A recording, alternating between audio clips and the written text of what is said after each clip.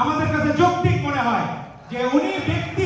এখন আজকের অনুষ্ঠানে বাকিরা যারা আছেন সবাই আমাদের শ্রদ্ধাভাজন, আর আমাদের আজকের অনুষ্ঠানের প্রধান আলোচক হিসেবে উপস্থিত আছেন আমার প্রিয় অগ্রজ, ঢাকা বিশ্ববিদ্যালয়ের প্রান্তর থেকে গড়ে ওঠা নেতৃত্ব, 24-এর গণ অভ্যুত্থানের অন্যতম সেনাপতি, বাংলাদেশ জাতীয়তাবাদী ছাত্রদল কেন্দ্রীয় সংসদে সংগ্রামী সাধারণ সম্পাদক নাসিরউদ্দিন নাসির আজকে আমাদের মাঝে উপস্থিত আছে, এবং অপরাপর নেতৃবৃন্দ।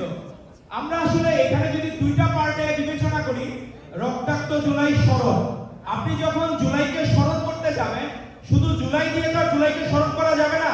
এটা শুরু হয়েছিল, প্রথমেই স্মরণ করতে হবে আমাদের আপসহীন দেশনেত্রী বেগম খালেদা জিয়াকে, যিনি এক মুহূর্তের জন্য এই ফ্যাসিবাদ বিরোধী আন্দোলনে আপোষ করেন নাই।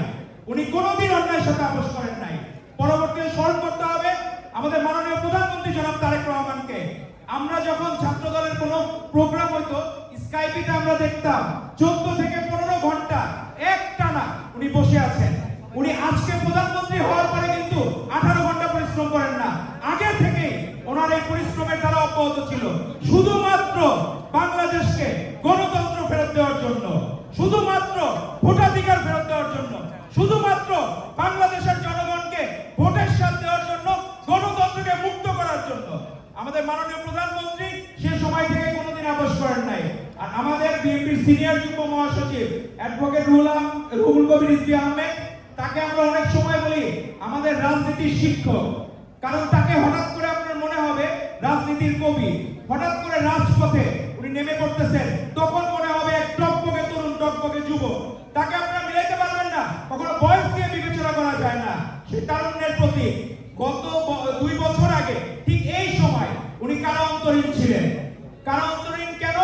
19 জুলাই 2024 সাল কালো পতাকা মিছিলের উনি আয়োজন করার জন্য সকাল থেকে সবার সাথে যোগাযোগ করছিলেন, কিন্তু হায়না বাহিনী হাসিনা ঠিকই জানে তার মস্তক নড়িয়ে দেওয়ার মতো নেতা হচ্ছেন রুহুল কবির রিজভী আহমেদ।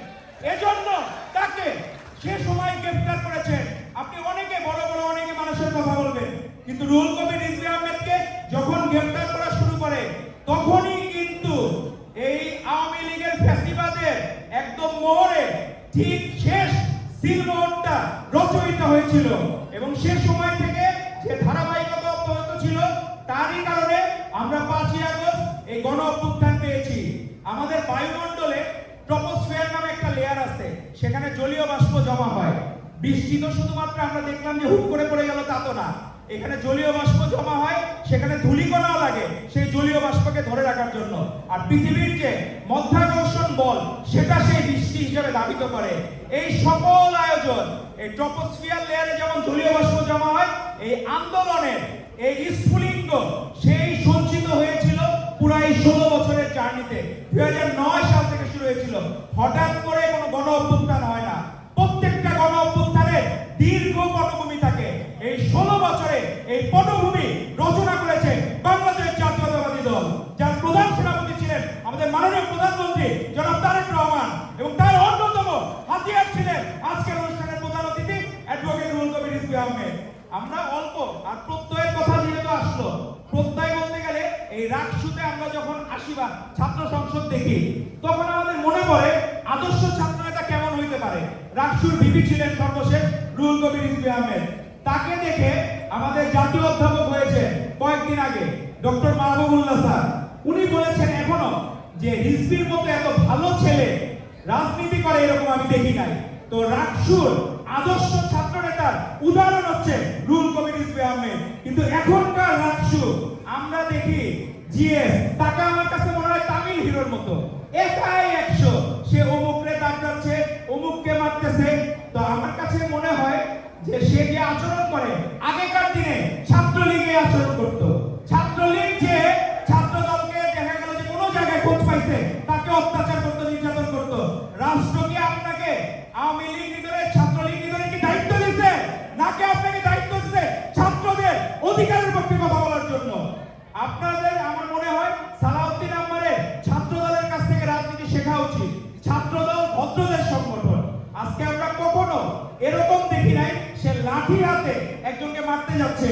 এখন যদি কেউ কোনো মামলার আসামি হয়, ফৌজদারি মামলার, তাকে আপনি ধরা দেন, অ্যারেস্ট করে